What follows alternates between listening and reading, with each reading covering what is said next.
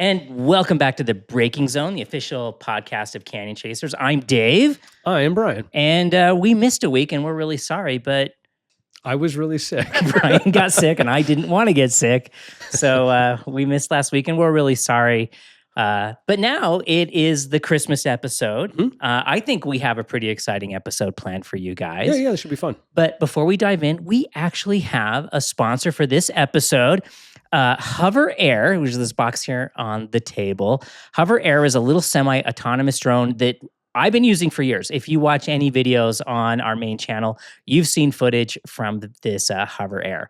And this one specifically is the X1 Pro, which has like a bigger sensor and more resolution and it'll higher frame rates and whatever. But what's really exciting is Hover now has a deal. You can get them at Costco. You can get this kit at Costco, and it's $200 off their normal price. And that's a huge deal. So you don't need a coupon code. You don't need any special link or anything like that. You can go to Costco. You can take advantage of the deal on the Hover Air and makes an amazing gift. Mm-hmm. It's a super cool drone. Like there's no controller. You put it up. It looks at you. It goes, this is the person I'm following. And it follows me like on the motorcycle, on the mountain bikes. It only goes 25 miles an hour, so it won't do like a canyon run, but follows you around. And when you want to finish or whatever, it'll do orbits and all sorts of things. You put your hand up like this, and it'll come up to you and stop. And then you put your hand like this, and it'll come land in your hand like a bird in a Disney movie. It's really an amazing little product. And I think for the price they're selling it now, it's outstanding. And yeah, thank you, Hover, for sponsoring this episode. Yeah, thanks, Hover. Yeah, so this is one of the cool things. So if you guys aren't familiar, when Dave goes and does these epic rides, so if you went and watched his Transalp video or the Aprilia Touareg video, there's not a camera crew. That's just Dave out there. And it's stuff like this that makes that even an option. So it's a cool product. I really like these. Yeah, I'm a one-man band, and I really appreciate products that are simple to use, that are small and portable, and that are dependable. Because when I'm out there in the middle of God's nothing trying to get a shot, like getting there is the expensive part, right? That's where I invest all the time and money. You get out there, and when you have a piece of camera gear that doesn't work or it just decides not to do what it's supposed to do, it's maddening and it's expensive. So again, I was really excited when Hover reached out, and I'm like, I already use your drone. Yeah. And they're like, well, very cool. So yeah, thank you, Hover. Cool. All right. So our episode today, since it is the Christmas episode, I thought we would start off by talking about some of our plans for you next year. We have some exciting things planned. Do you want to talk about the first exciting thing we have planned? Let's talk about the next episode. We did an episode I can't remember now, a few weeks ago. We ended up going into we were scratching the surface of suspension basically, which was just basic, should you do springs? Should you do cartridges? That kind of thing. And the comments from that one were amazing and just showed how much more information we need to provide. So rather than Dave and I muddling our way through it on something that we know but probably don't know as well as others, we're going to bring on one of those people that knows better than us. So we reached out. We got Fuzzy, who is a suspension guru out of Southern California. I've been working with him for years. And it's F-U-Z-I, Fuzzy Moto. Fuzzy Moto. It's not fuzzy like a peach. Well, I think the fact that his nickname is Fuzzy, you can spell it however you want. But his real name is Mike. He's going to be joining us for a special episode. I think our next episode is actually going to have Mike on it with us. And he is here to answer all of our weird, quirky questions about suspension, and he's going to be great for it. So one of the biggest comments we got from that suspension episode was, I think you mentioned that a lot of these suspension tuners have a philosophy. Mm-hmm. And that eked a lot of curiosity from you that, well, what does that mean? What is a different suspension philosophy? And Mike he's more than a suspension guy. He's an engine guy. He's worked with professional teams. I'm really excited that he agreed to come on. He's really good at broad brush explanations, but he can also get really detailed in a really great way. And not all technicians are capable of that. So I'm really excited he's going to come on. Yeah. And not everybody cares about racing or even cares about track riding, right? But the fact that he has so much history and knowledge of that realm, that's sort of when you find out what's going to work and what's not, is sort of at that like 10/10ths level. And then you kind of bring it back to whatever level the person actually needs or is using on their machine or their riding environment. So I think there's going to be a lot of great information that he can share with us. So let's use, I think we're going to try to use the comments quite a bit on this episode. If you've got specific things you'd like to hear us talk about, put them in the comments now. We'll have time to maybe kind of pepper Mike with a couple of those questions if you have them. Right. And you're going to have to get good at leaving comments because that leads us into the next thing, the next special thing that we've arranged. It's not 100% sure yet, but it's 95% sure. When we talked about the airbag technology, I had mentioned that I was already talking to Alpinestars. And how it looks right now is that Alpinestars will be flying into town to visit, and we'll be here in Canyon Chasers corporate headquarters to talk about their airbag technology. And that should be happening in the second or third week of January. So again, if you have questions about airbag technology, or even, I think she is amazing, Danielle, who's going to come talk to us. She's a desert racer. If you go watch the most recent BDR YouTube video where they ride the Lost Coast in California, Danielle is featured pretty heavily in that video. She's amazing, by the way. Unbelievably skilled rider. Anyway, she's going to come up. I think she's going to be able to answer a lot of questions about gear beyond just airbag suits. So that's super exciting. The other thing I want to talk about, you actually just published a video about riding skills in the winter. Yes. And what you should be thinking about, how you should be driving like you're riding, and some other topics like that. I was thinking about this, and I thought it might be a worthwhile topic to go, hey, what are your, we'll put a number to this later, but what are your top X number of winter maintenance tips or tasks, rather, maybe not so much tips, but what are the things that you really try to make sure get taken care of on your bikes in the winter once you kind of park them for a little while? Yeah, so we use winter as an excuse. And every time I do like a winter episode, and there's a recent video that we just published that Brian mentioned, they don't always perform super well because I think a lot of people view winter as, well, I don't live necessarily where it's winter. But I think this applies to whenever you're going to be off the bike for a while. And you and I were both deployed. And my big first stint away from a motorcycle was when I was deployed, right? It wasn't winter, but it was this big chunk of time that I wasn't going to be riding a motorcycle. And the whole entropy is real, right? Rust never sleeps. You lose skills faster than you realize, right? I don't know if you've ever had any kind of surgery, or you get put in a cast or whatever, and you take the cast off and you're like, oh my gosh, my leg is so little. Right. It's been 2 weeks. Where did all that muscle go? And it's the same thing with riding. And we both live in a winter climate. And not this year. Not this year. This is the longest September I've ever had. Kind of lovely this year. But I honestly like living in a place that forces me to be off the motorcycle for a couple months because it's such a great way to catch up. Like if you live in Phoenix, you're probably sitting out July and August, right? If you live, I hope so. If you live in Montana, you're probably sitting out January and February. Well, Montana, you're probably 6-ish months of If you're living in Anchorage, you're probably only get those 2 months in the middle. But no matter where you live, you're probably, unless you live in LA, and we don't all get to live in LA, there's a block of time when you're going to be off the bike. Funny story about off seasons. I used to live in Alaska. Right. I raced motorcycles in Alaska. That's where I started racing. Our riding season, 4 months would be generous.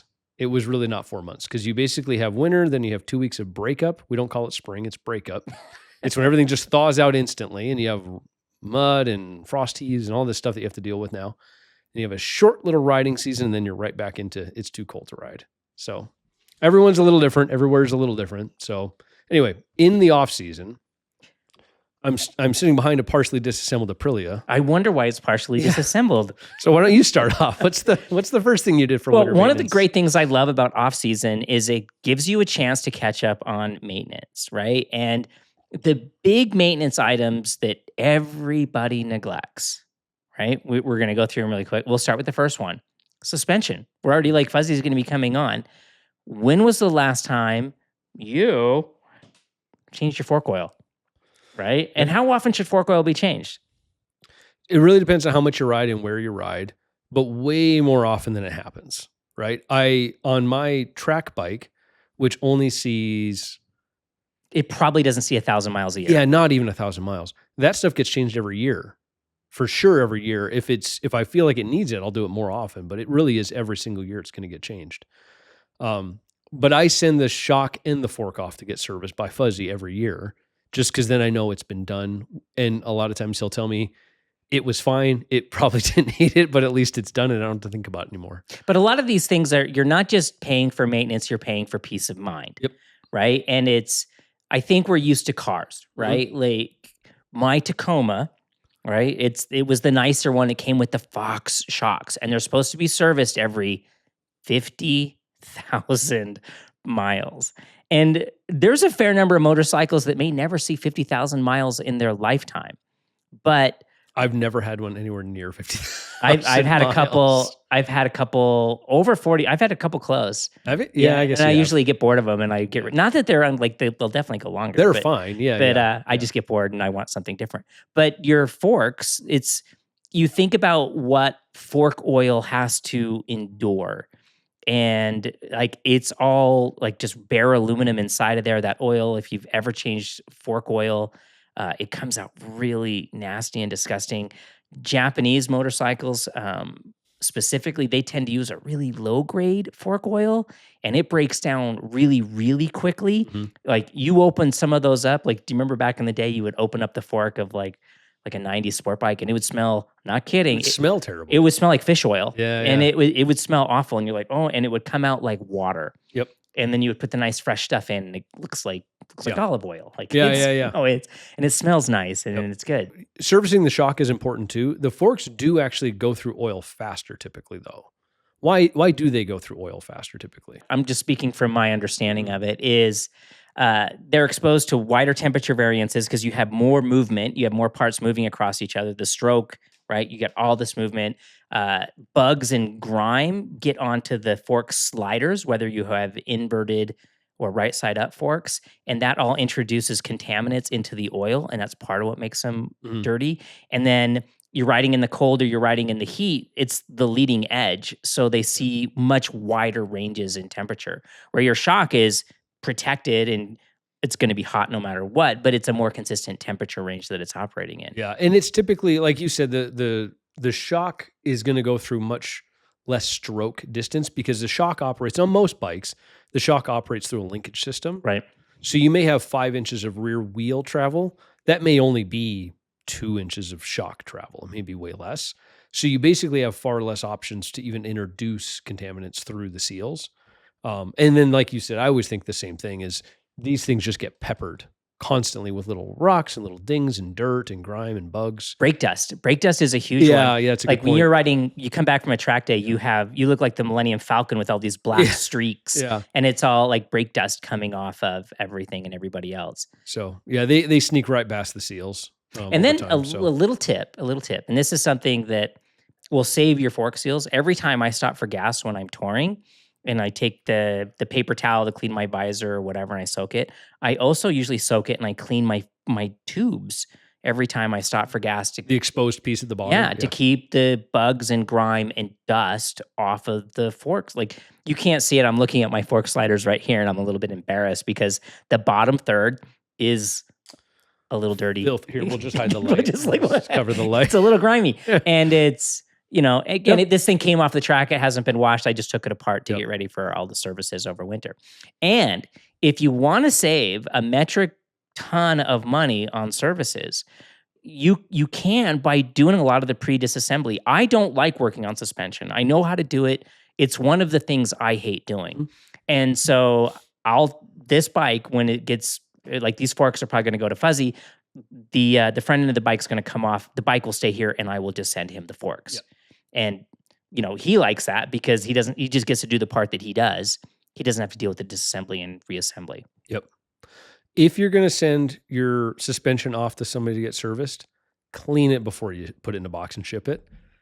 I can't imagine anything more frustrating than expecting the guy to do the high-end suspension work, also have to clean your filthy forks. Oh, another little trick too is make sure you measure whatever the height is above the top triple clamp before you take it apart.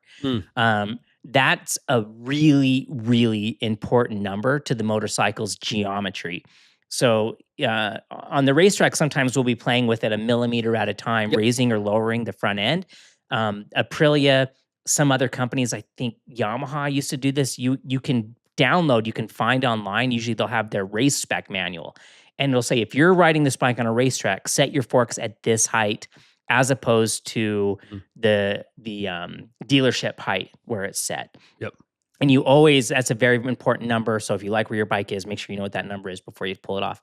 And you will be shocked how grimy the back sides of your fork legs are. Oh, yeah. Even if you keep your bike really clean, you'll pull the fork legs out and you're like, oh, like I like things really clean. And I'm always like really embarrassed by how dirty these back sides are. Yep. So yeah, clean your forks.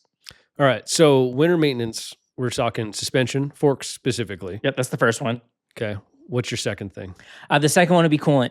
Yep. Right. And if your bike lives on a track or spends time at a track, and this is less for you because most tracks have rules. You can't run coolant or glycol. You have to run water wetter. So you're probably familiar with changing your coolant. But if you're a street rider, again, motorcycle coolant, it breaks down much faster because it lives a very harsh environment. And that's another liquid or lubricant that should be changed at a minimum every 2 years. Yep. And you'll be astonished at how much happier and healthier your entire engine will be when you flush your coolant at least every 2 years. Yep. Now, my race bikes all run water and water wetter. And then where they live, my garage in the winter, it gets cold enough it'll freeze.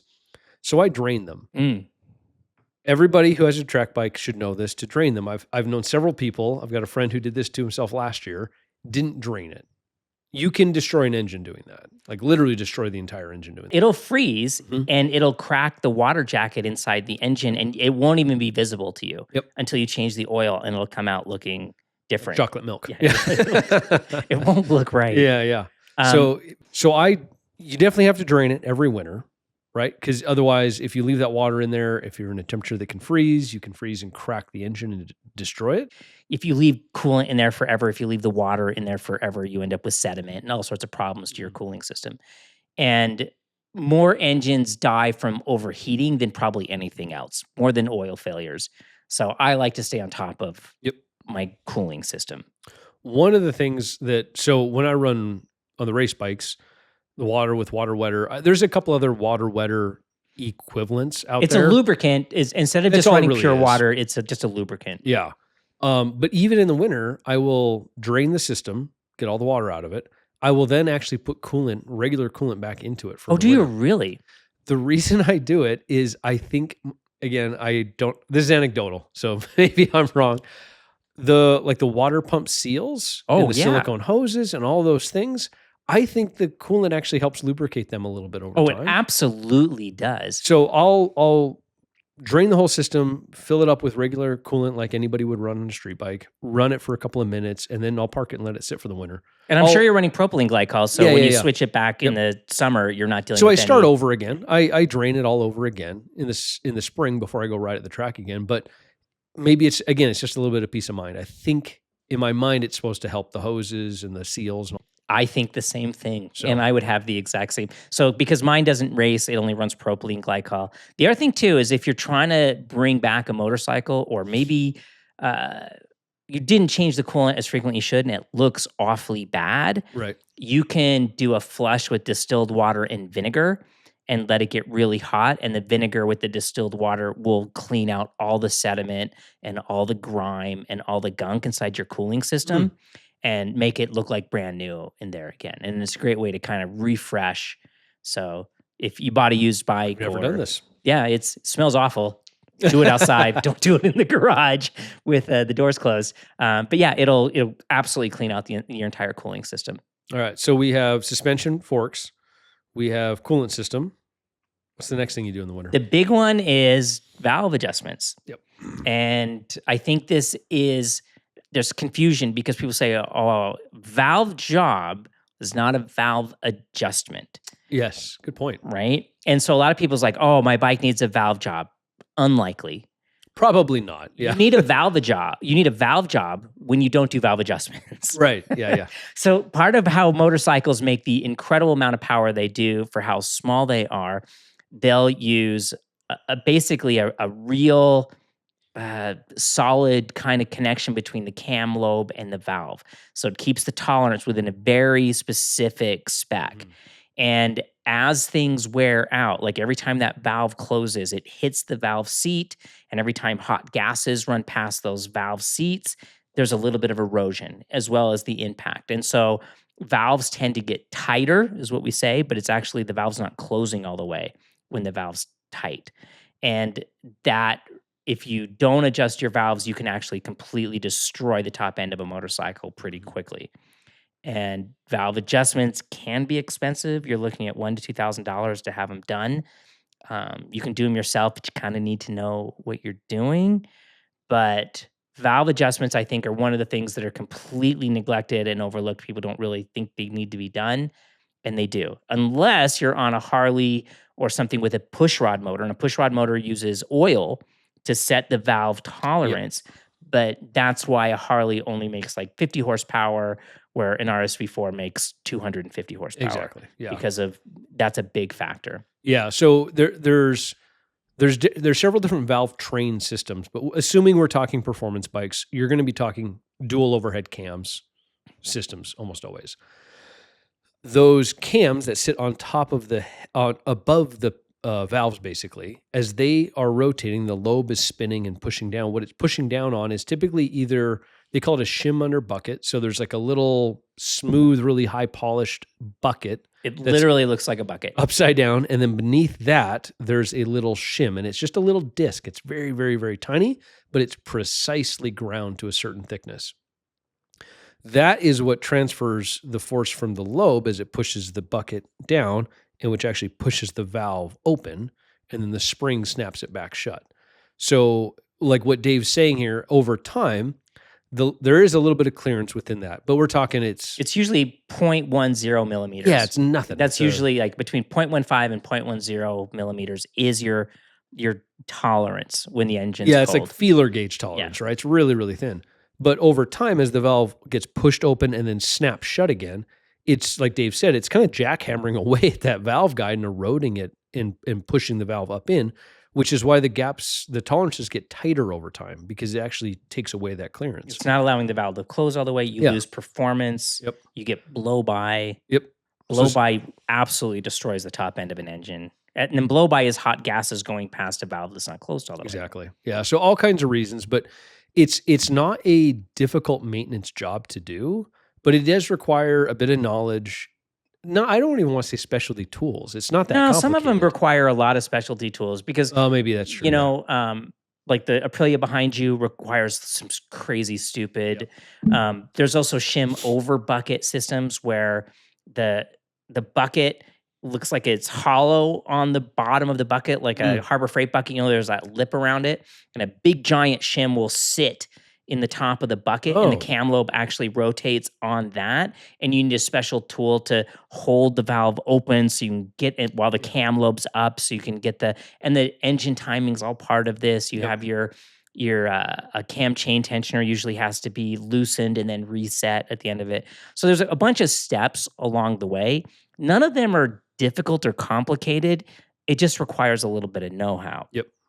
So if you don't want to take it on yourself, the great thing you can do is just take it to a shop and take off all the stuff before you bring it to them. Yeah, make it easy for them. Right? Yeah. So the bike behind Brian right now actually just had the valve adjustment done. I took it to the mechanic in this condition. It just came back like a couple days ago, which means I took all the bodywork off. I left the gas tank because they need to run the gas tank to run it to check, and everything else has been taken off. And it just saves hours and hours, so he doesn't have to take the bodywork off, doesn't have to take the seat out, doesn't have to do all these things. Because the point with that is most of us are able to take our own bodywork off, at least, right? You can remove those things. Spend your time doing that. Don't spend the mechanic's expensive time. Yeah, don't spend $100 an hour to do a thing that you can do. Yeah. Right? And a good shop is going to not, like, they'll charge actual hour rate as opposed to a flat rate. I don't like flat rates. Some shops do it just because they need to survive, and a flat rate is a valve adjustment costs X amount. Yeah. End of discussion. But even still, I would rather have my bodywork in my garage hanging on my wall than to take it to a shop. I've been to some shops where they just lay the bodywork on the ground and hope nothing falls on it. Yeah. Right? And it's things happen. And so anything I can do preemptively. The reason why this is the other reason I'll bring up about why this is important to do in the winter is right about now, your shops are looking for any work to keep the mechanics moving, right? Because new bikes stopped going out the door a while ago and people stopped bringing things in for maintenance, and it's kind of a dead time for them. So they've got more time to work on this. Don't bring your bike to the mechanic in March or April and think, hey, I'm going to get their full attention right now. Like, your bike is one of a line of bikes that he needs to get serviced. Right now, they've got time. Right. Right now, because a lot of shops, if they don't get work coming in now, they'll lay off a lot of their technicians over winter, and they got to go get on unemployment. Yep. And it's really stressful. And for a good technician, it's a hard time. But so when you bring them a bike now, they're going to be so excited that they're not going to get laid off and have to go deal with all of that they're going to like wipe everything down, and they're going to be meticulous. Their time, yeah. They're going to absolutely take their time. You're going to get the highest level of attention Yep. that you possibly can. And that leads us into the other big thing that you need to do over winter. Yep. And that's tires.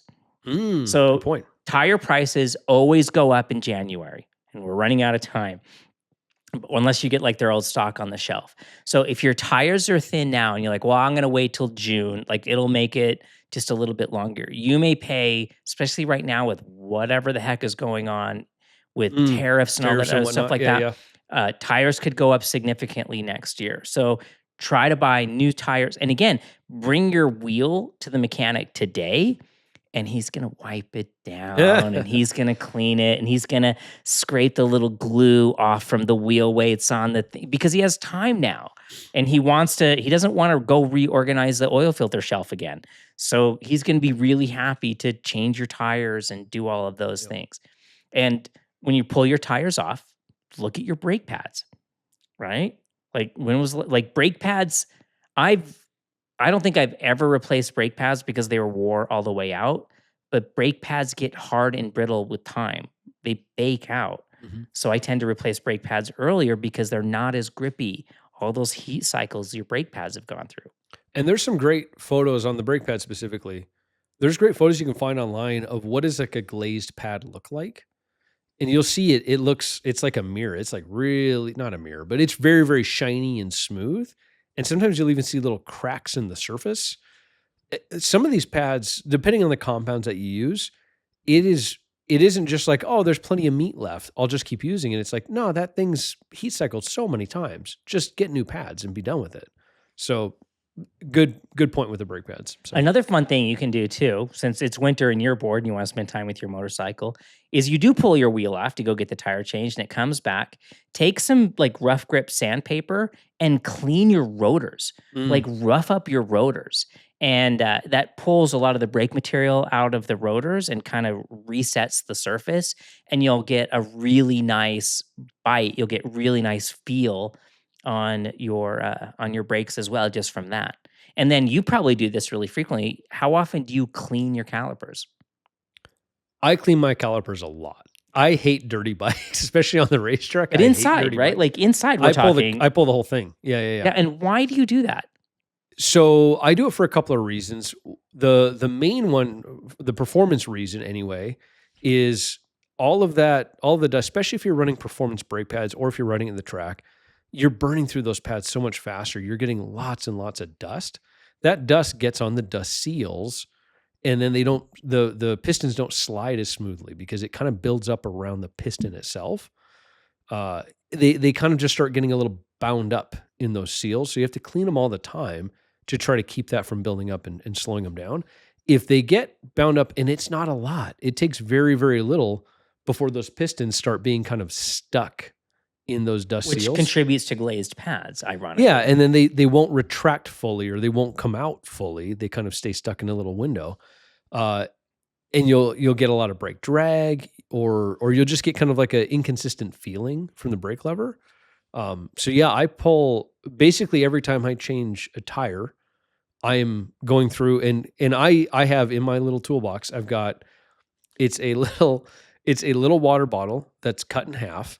I'll go fill it with water, and I've got an old little toothbrush, and I literally just take water and a toothbrush, and I brush all the inside of my calipers every time I change the wheel. If you haven't cleaned your calipers in a while, well, I have a spray bottle right over there. It's a little bit of dish soap and water. Yep. And I squirt it in with a little toothbrush, and the amount of schmutz that'll come out of your caliper, you'll be like, again, you'll be embarrassed. Yeah. And it all comes out all gross and nasty. And then when you put it back in, you'll be like, oh my gosh, my brake, everything just works a little bit better. Yeah. So I will add one to this for the winter. So you mentioned doing the valves. Mhm. I think the valves are important. Yeah. And again, if it's due, I guess we should probably illustrate. Not every bike needs to have the valves done every single winter. Right. No, look at your service manual. Ducatis get the bad reputation that it's a 3,500 miles back in the day, then it was 6,500 miles. And, like the joke used to be it's 255. Have you adjusted your valves yet? Right. Kind of a thing. But some motorcycles, I think the new Multistrada has an 18,000 mile valve adjust interval. Don't neglect that. Yeah. But if your bike lives on the racetrack, like that thing is not anywhere near its 12,000 miles for a valve adjustment. I think it's at 3,500 miles, and I still took it in because that's how it's being ridden. It's just seeing a lot of abuse. Yeah, it's seeing a lot of red line, and it's peace of mind. I'm paying for peace of mind. Yep. Well, because the last thing you want is you want to go all the way out for a track day, all the gear, all the whatever, and you've got an issue with the bike. You just don't want to deal with that. So yeah, you do it in the winter. And that's why we're advocating, if your bike is kind of in that window of like, maybe it's just past the valve interval. Or I'm only 1,000 miles away. Or I'm close. Don't I'm close your way into June and then be sitting on a 8-week backlog to get into the mechanic. Or you expect you'll hit the mileage limit in August. Right. Again, you're in the same situation. You're paying for peace of mind. Yeah. Right? Like it's tires, like winter tires. If you do live where it snows, that you're always looking at your tires and like, if you ever like, will these tires make it through winter? They won't. Right? Like because scrimping on tires, like with your car, if your tires are just a little thin, maybe they'll make it, maybe they won't. Sliding off the road is going to cost you way more than a set of tires, right? And with a motorcycle, sliding off the road is going to cost you way more than a set of tires. Right? And you're buying peace of mind. Yeah. And that allows you to focus more on the riding part. And that's what I'm here for. I'm here for the riding part. I hate when I'm on a tour, right? And I'm riding across country, or I'm crossing a state or whatever. And every time I stop, I'm looking at the rear tire. Is it going to make it? Is it going to make it? Is it going to make it? Mm-hmm. Now, this didn't make it into the video, but the Aprilia that I rode back, I didn't look at the tire before Aprilia gave it to me. And this is the Touareg. Yeah. The Touareg. Yeah. It didn't make it. Like I basically cut my ride back a day short to run to Salt Lake and buy a new tire for the back of the bike. Oh, interesting. The tire it didn't make it. And so like a lot of that, it was just the anxiety of it. It wasn't my bike, and I certainly don't want to crash Aprilia's very nice Touareg Rally. But the peace of mind of having a good tire allows you to focus more on the riding. And that's what I want to focus on. Yep. The tip I'll throw out here is doing a brake rebuild. Heck yes. I was just thinking about brake fluid. So yeah. So I think at a minimum, doing the brake fluid, actually I do the brake fluid in the spring though. I totally do it in the spring. With brakes, you're running .4 fluid, right? Typically. Well, almost. Some bikes still run 5. Yeah, but some bikes most still of run them 3.5 or 4.5. But regardless, none of them want moisture introduced into them. None of them want that. Now, some of the fluids will absorb moisture over time, which is bad. Some of them will stay separated from their hydrophobic. Sorry. But regardless, none of them want water in the system at all. No moisture at all. So what I'll do is in the spring, I will drain and flush the entire brake line system with fresh fluid, which can feel painstaking because you'll have that little reservoir, at the top, and you'll fill it and you'll drain it and you'll fill it and you'll drain it. And you have to do that a couple of times to flush until it comes out the other end. The calipers. So we're returning now. Dave even has a little brake device. Fluid. This is a Harbor Freight No affiliation. Pneumatic brake bleeder, and it still has some nasty ass brake fluid in there because that's apparently, but this makes the task so much easier. If you have a compressor, even if you don't, you can go buy a cheap pancake compressor and hook this up to it. And it uses just a little bit of a vacuum and it pulls all the fluid through and you get a perfect bleed every time. And I think I'll put a link in the description. These things, last time I looked at them, are less than $50. Yep. And a pancake compressor, you can get for like $60. A shop is going to charge you $150 to bleed the brakes. So you can buy everything you need to flush your brakes for less than paying the shop once. Yep. And then you have that. This thing is probably 13, 14 years old. You don't want brake fluid. Don't knock it over because brake fluid is caustic. It'll take the Yeah. paint off of things. And Yep. But yeah, it's a huge thing. And it's, again, what's more important than your brakes? Your tires, your brakes? What's more important? I will start with a brand new bottle of brake fluid every spring. Even if I have a bottle that's half full from last time, I'll go get a brand new bottle. Because that bottle, as soon as you open it and break that seal, over time, and we live in Utah, which is a very, very dry climate. It feels even drier right now because we can't get any moisture around here, but you're introducing moisture into that bottle. So over time, that bottle, even if you bought the most primo top-end brake fluid you could afford, even more so if you buy the primo top-end brake fluid. It's getting you worse can over afford. time. The longer that bottle's open, the worse it gets. So like if your buddy's like, hey, here's a bottle I've got, it was in my garage, it's probably not worth using. Just go get a new bottle. It might still look clear. Yeah. Now, so another nerdy thing is, I think you and I both run the Castrol SRF brake fluid, which is ungodly expensive. It's like over $100 a bottle now because it has a much higher wet boiling point, which means as moisture makes its way into the system, which it will, even though it's a sealed system, it maintains its very high boiling point and you get a higher level of performance. But the second one of those bottles is cracked open, we're calling each other. I just opened some SRF. Do you need some SRF? Like we try to get that bottle into every motorcycle within the day. We never put that bottle back up on the shelf. Yeah. So that's the biggest thing with the brake fluid is fresh brake fluid is more important than the highest end one. Like if I've got because I use the Motul stuff sometimes, the Castrol stuff. Oh, the Motul stuff's really good. Yeah. The Castrol stuff was really important with the Ducatis where the brake line runs right past the catalytic converter, the rear header pipe. And so the brake fluid was subjected to so much heat. Intense amounts of heat. Mm-hmm. Not necessarily from braking, just from the proximity of the brake line. And that's why we all ran it. Yeah. So definitely I'll change the brake fluid on all the bikes in the spring. First thing in the spring before I go to a track is all the bikes are going to get brand new fresh brake fluid. But in the winter, right now, I will pull my calipers apart and I will do a complete caliper service on those. So Brembo sells, and you can find this, I don't know if we have an affiliate link or whatever, but you can find we can find an affiliate link. We are associated with Revzilla. Yeah. And if you look in our description, we'll just throw this out here. Brian and I went painstakingly. We went through when we looked at all these products that we love, not necessarily that we're being sponsored by, but products that we love and we believe in. And there's a big, long laundry list in the description of products that we believe in. Yep. And you can just do a shopping list through there. And they're all affiliate links through Revzilla. Revzilla is an awesome company. They've been great to work with. Yep. And who doesn't love Ari and Zach? But anyway, back to your point. Brembo sells I forget what the actual name of it is, but it's basically a sealant refresh product. It's like a lubricant basically for the seals within your calipers. So I will fully take the calipers off the bike. I will take them apart, take the pads out, clean the pads or replace easier them. Than it sounds. This is not hard. Yeah, that's the surprising thing is I tell people, I rebuild the brakes every winter. And they're like, oh, I've never rebuilt brakes. It's like, it's probably the easiest job you can do. It's hard to mess up. It's easier than an oil change. Yeah.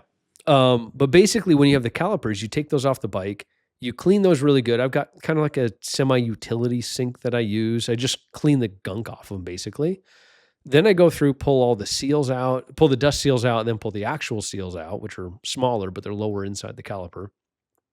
That's probably the only part of the job that's a little, I don't even want to say it's tricky. You just got to be careful. Well, 'Cause you if don't want you- it like there's these little O-rings. You don't want to use like a little hook or something Yeah. to damage the O-ring. So like a little trick for O-rings that I do, I don't know if you do the same thing, is you pinch them. You pinch them sideways. So if the O-ring's like this, you pinch them this way, and then you can roll them off.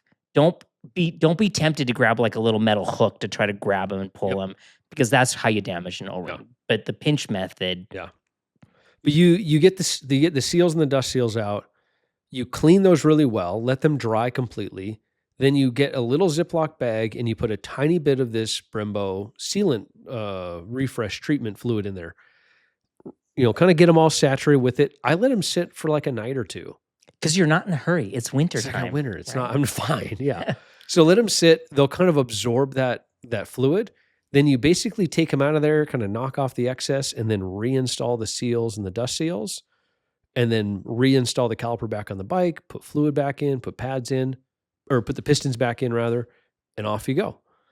It's not a hard job, but man, what a difference it makes. Yeah.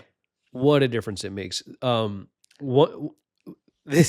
A weird point of pride you will see with people that go to the track a lot or race a lot is how free their front wheel will spin. Oh, heck yeah. You'll see guys with the bike up on the stand and they'll just kick the front wheel and let it spin, and then, make sure the, pads are engaged obviously, but let it spin and see how easily it spins. And how many rotations it'll do. It's kind of a point of pride. We've like counted 1, 2, 2.5. You I see got it. 3. Yeah, your buddy will get ceramic bearings and you'll be like, oh, you're cheating. That's not, But I've been doing this for a long time. You may be sitting there thinking, I'm not mechanically inclined. And I really fundamentally believe this. Not mechanically inclined comes down to patience. And I've seen people, they feel rushed, they'll go grab a crescent wrench instead of taking the time to go, is it a 10? Mhm. Nope. It's nope, not a 12. It's an 11. Who uses an Right. 11? Right. And just having the time to make sure you go grab the right tool or stop the job altogether and go buy the right tool. We were just talking about how you can buy a little pancake compressor and a pneumatic bleeder for less than the shop's going to charge you to bleed your brakes. Go buy the right tool. And winter really affords the patience. And I'm sure you feel the same way. We've never talked about this specifically, but I love like Ducati, especially Ducati 2-valve engines, which I don't have anymore. I loved adjusting the valves on them. I did. I looked forward to it. And people think Desmodronics and like Ducati Desmos, and we're not going to go into that. But in the winter, to come in the garage, turn on a podcast or turn on like music that you love and just kind of piddle and be meticulous while you go through these things. And if you hit something you don't understand, you hit the internet, you call your buddy, you make sure everything is done to like 9/10 in whatever space that you have. Like our good friend Mike, when we met Mike, he was renting an apartment. It didn't really have a garage, but it had like a storage closet that he rolled his motorcycle in. He got a Mr. Heater, a little ceramic heater, and a couple lights. And he all winter long, he would go out into this like little shed, basically, in his backyard, and he meticulously adjusted the valves on his Triumph Daytona at the time, right? And it turned into like this incredible source of pride. I understand my motorcycle. He wasn't rushed for time. I think that's where people make mistakes. When you have the time, there's no urgency. I have until May. Right? Like when I brought this bike to have the valve adjusted, is a good friend of mine, he's a certified Aprilia technician. He's like, when do you need to buy? May? Couple months. I'm really not in a hurry. And he's like, okay, I'll have it to you in 2 weeks. And you're like, even then, like even that's probably a little quick. I don't even need it that fast, right? Yeah. And it's like winter or summer or whatever. The off season buys you the time to do things right, and there's joy in that. Yeah, there's nothing worse than showing up for spring and being like, oh shoot, now I have to go do all these things, because that's ultimately what you're trying to avoid right now. Is just when that first nice day comes and you want to go out and you want to go ride. It's all just ready to go. You're ready to go. The bike's ready to go. Like that's what you want to have happen, right? So yeah, I think all of these things, this may sound for some folks that hate doing maintenance on bikes, this may sound like a really dull topic, but it's really crucial if you want to be successful and not have your season interrupted, basically. I legitimately find joy in it. Yeah. I really do. Yeah. To a certain extent, I look forward to winter. I ride a ton. Effectively, I'm a professional motorcycle rider. I get paid to ride motorcycles, and I really look forward to winter where I can slow down. Yep. Right. Kind of take my time, do the maintenance. I've done a couple big trips, and the highest level of anxiety on these big trips that are like over 2 to 3 weeks long, I start to get really anxious about the deferred maintenance. Yep. Ooh, the fork seal's starting to weep. Like all these little things that you see are coming, and you're like, if I was home, I would take care of this. Yeah. Kind of a thing. And like allow yourself that experience of, it's just this whole other facet of riding. Let me say it like this. You buy new tires because you're buying peace of mind, right? You want to not worry about your tire. Maintenance and doing all these things, getting to know your motorcycle on kind of this more intimate level, right? It frees your mind to focus on the riding side of it. And the riding side of it, I love 10-1 over the maintenance side of it. Right. Yeah. But I'm happy to invest that 1% in the dead of winter. So I get that part that I really, really love. And I know it's done right. And even, here's another side of it, right? If I make a mistake, if I'm working on the bike and I make a mistake, I'm going to be honest with myself that I made the mistake and I'm going to correct it. I don't necessarily know if whatever tech at whatever shop, if he made the mistake and he Band-Aids it. There's always Band-Aids to some of these things. But I know I'm like, oh, I kinked that brake line. Yep. You know what? I'm just going to order a new one. Yep. Right? Like I know I could kind of push it back and I could do a little trick to make it last. But no, it's my bike. I'm going to do it right. So I'm with you entirely on this one. So at the racetrack on my race bike, I am kind of annoying with it with other people around me. Even if somebody wants to help me with the bike, if it's like I don't want help. Please don't. Don't touch a thing, please. I appreciate the idea, but no, please don't. Even if you're in the garage and everyone's just kind of coming around chit-chatting, if somebody comes over and just is kind of like mindlessly pulling the brake on my bike or mindlessly pulling the clutch, I'm out of the conversation at that point. I'm basically staring at their hand. So I'm like, please don't adjust or don't change anything. Are they going to tweak the little knob, right? Like, yeah, because I'm like, it's exactly how I want it. Don't touch a thing. And that may sound, oh, you're being crazy about it. It's like, no, I have to go ride this thing at whatever my 100% is, and I have to trust it, right? So that's where I see a lot of guys that push off the maintenance onto somebody else, right? We always have a handful of folks who are able to afford to have somebody else build their bike properly or maintain their bike for them. And that's awesome because that person's definitely going to take more care than they were. But to me, the lack of having my own hands on it, my own eyes on it, my own, just like what you're saying, seeing it, just unnerves me enough. I'd rather be able to say, I looked at that, I tightened that bolt, I know exactly how that got put together. It's worth it to figure out how to do these things on your own. And that brings me to my last winter tip. Do you have any more that we want to go through before we? I want to hear your last one. Like you've already engaged me. I'm like, okay. I'm on the edge of my seat here. My last one, and this is a winter one. Winter, you should do the deeper version of this, but this is all year long, is cleaning your bike. Oh my gosh. Oh my gosh. The number of stupid little issues I found cleaning my bike that I fixed before they became big issues. Yeah.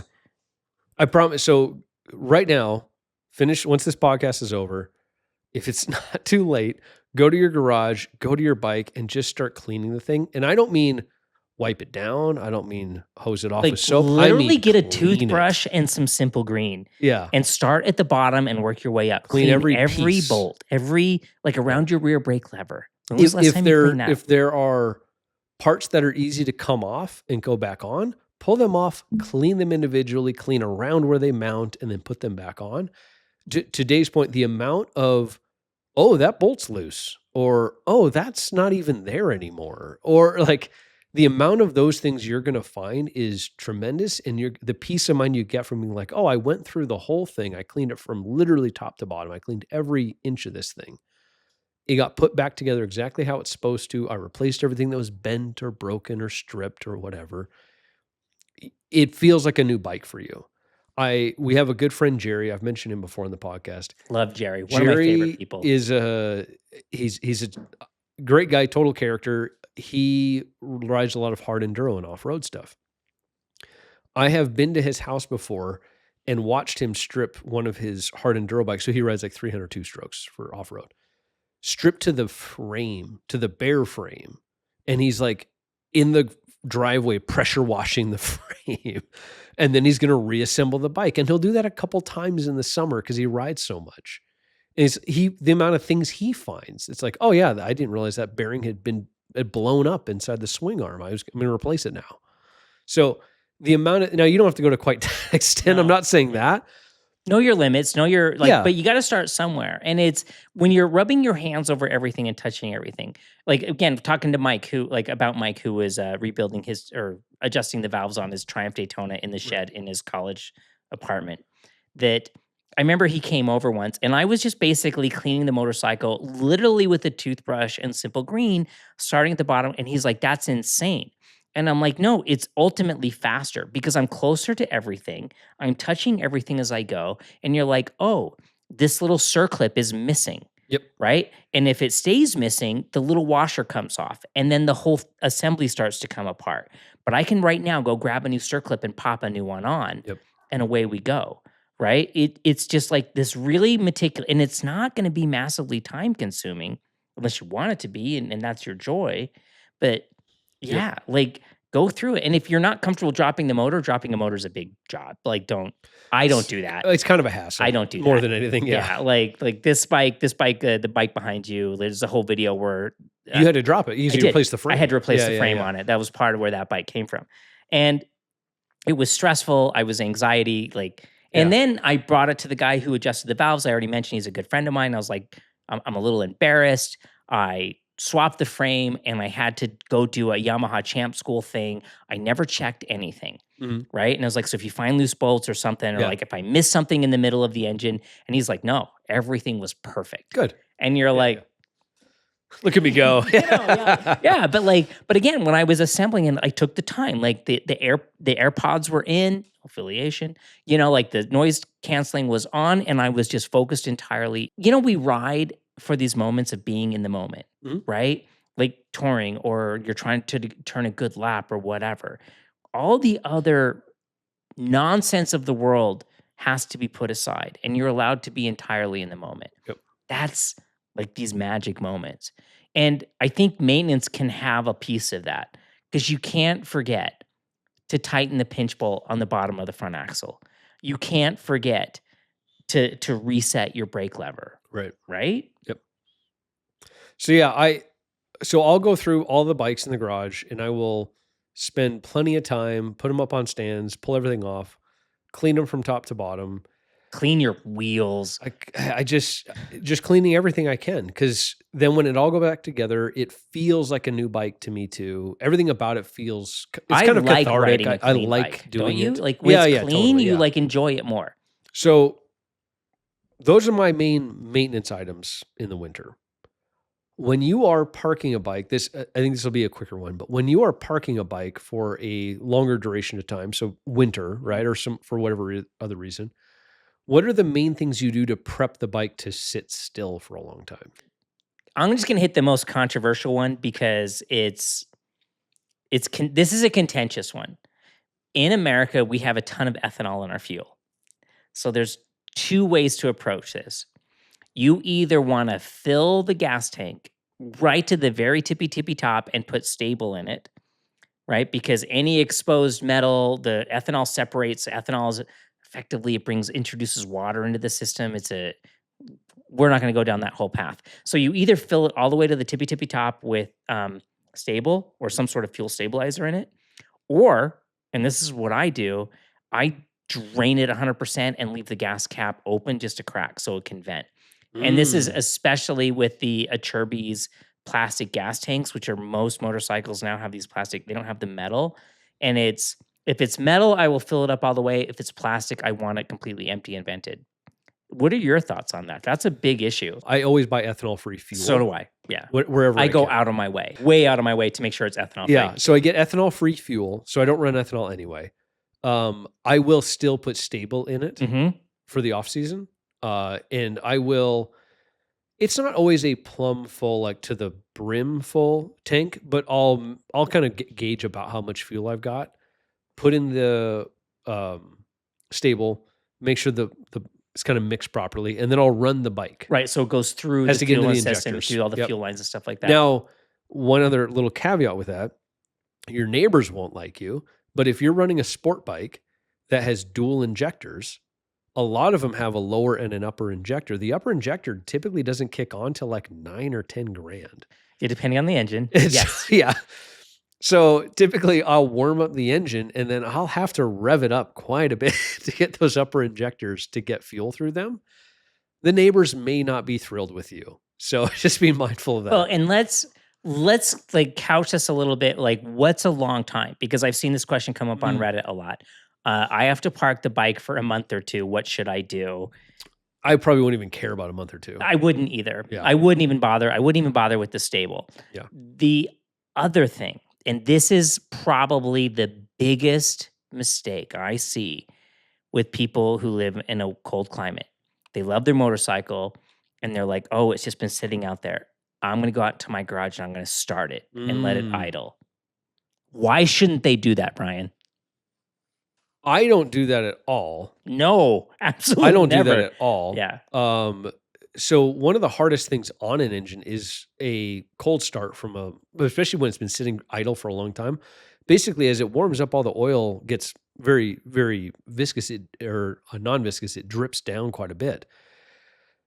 When you first do that cold start, the valves are dry, the pistons are dry, everything is dry basically. And you're forcing all this really cold, gross, nasty oil to try to fight through the pumps and get to all the places to lubricate it. When it's really cold, it doesn't want to move. So you're probably doing a lot more damage than good by doing that. It's not really helping anything. You're doing damage more than just even that, because to get an engine up to temperature, it's not going to get up to temperature idling in your garage for 15, 20 minutes. The engine cases are going to be ice cold, right? You're going to build up massive amounts of condensation in that oil. You're going to build up an incredible amount of acids in that oil, and all that condensation sitting in there is just going to start to rot and pit and like all sorts of things. And it's the same thing with your electrical system. The electrical system doesn't charge at idle. So a lot of people are like, I want to go start it up to charge the battery. It doesn't charge the battery until you're like at 3,500, 4,000 RPM. It is, let it sit. Like seriously, let it sit. Yeah. Absolutely leave it be. And if you're really, really anxious, put fresh oil in it before you park it. And then, like the last thing you do before you park it in the fall, get the engine nice and warm, go for a ride, come back, dump the oil, put fresh oil in. And then in spring, when it warms up, when you're ready to go for your first ride, you have fresh oil. Yep. Start it up and go for a ride. Yeah. Yeah, I definitely wouldn't start it throughout the winter. Never. The only other thing I do with the bikes is I will pull the battery out. Heck yeah, especially if you have these lithium ion batteries. And I will say from the racing, I've ran lithium batteries for a decade or longer now. They used to be kind of junk. They would die all the time. You'd go through batteries all the time. But now the new ones, I think I'm still on my original battery for the Aprilia. So it's like what is that, 5-6-year-old battery now? Yeah, it's incredible. And it's totally, every time I've tested, it's totally fine. So the problem with lithium ion is when it lets go, it's just toast. It's done. It's just gone. It's not like a lead acid. You're like, I'm going to bump start it. Yeah, it's it doesn't like, get worse. It just quits. Yeah. It's just over. Yeah. So, which is perfect for a track bike. But with your lithium batteries, do you put them on any kind of tender or anything? Yeah, absolutely. So we used to be sponsored by Shirai. I hope they sponsor us again. They canceled all their sponsorships. I don't think it was personal, but I loved working with Shirai. I have their very special charger, and their special charger, it has a maintenance mode. And so it has like a winter storage mode. And I think the charger is still sitting on that counter right there. And I just take the battery out, I put it in, I put it in maintenance mode. Yep. But my garage is different. Like this is a climate controlled space because we do so much work here for the channel. And the bikes live an easy life. You may not have. Right. I probably think it's unlikely you probably have a climate controlled garage. Most don't. I don't So think. bring Yeah. it in the house and do it, right? What do you do with your lithium ions? So the lithium ones, because they discharge so slowly, I pull them out of the bike after the last time they're going to be ridden for the season, and they just go live inside the house. I just go put them on a shelf, basically. Yeah. But I don't put a tender on them. I don't do anything. I don't think they necessarily need If it. they're in a warmer climate, I don't think it matters. Yeah. If it's a lead acid or AMG battery, the battery tenders are still AMGs really, are like a glass mat battery. Yep. You're going to see those on a lot more of your touring bikes. They're a phenomenal technology. Yep. What are your thoughts on sodium ion batteries? I don't think I've ever used one. A couple companies have reached out to me. They may be sending us a couple to test. You probably, as the engineer, what do you know about sodium ion batteries? I will actually decline to answer because You don't know. as a proper engineer, I would be out of my depth to try to give you an answer on sodium I batteries. appreciate the honesty. So, yeah. Yeah, I appreciate. They're cheap. They're like $50, and like retail, they're $50 for a sodium ion battery. Okay. So we may be having a couple to test here. I don't know anything about them either. So yeah, I can't say that I know a whole lot about how the batteries work, so I won't go too much into detail. They're fairly simple little devices. There's a cathode and there's an anode, but regardless, I can't say why a sodium battery is a better option or a cheaper option. But there's different chemistries for it. So yeah, it'll be interesting to see. I hope with the company that's reaching out to it, I'd be curious to see how it plays out. yeah, okay. But I think the bigger issue, there's a lot of like technicians and mechanics that I know that I really trust that they're like, I'm never running lithium ion because when they go, they just let go. Like a lead acid battery starts to give you hints. And probably I'm on the multi-strata subreddit, Mhm. and probably the most common question on there is, my bike's acting funny, it's not running right, and whatever. And people say, well, what's your voltage on your battery? Well, it's 10.8. And they're like, oh, and you're like, yeah, like, especially with the modern fuel injection motorcycle, you need a strong, healthy battery. And a lead acid battery gives you warnings, right? It starts acting funny. It may not run as strong. It's a little slow to start. Lithium ions just Stop. done, and if that happens in your garage, okay, that's one thing. Yeah. If it happens, you're in Havre, Montana on your way on some big adventure and you're like, crap, where do I find a Now what do I do? battery Yeah, for, yeah. So Yeah. So I guess there's the pros and cons. I mean, there. I've knock on wood, but I have never had one of my lithium ions fail on me. So far I've had better luck with All been lithium great. ion than Yeah. and lead acids. I really think, like, especially with like production and however where they're being made, lead acid batteries don't seem to last as long as they used to. Glass mat batteries, I still have exceptionally good luck with them, but you pay for them. Yep. And that's probably the better option, I would say, if you're a touring rider who's going into really weird. Get a glass mat lead acid.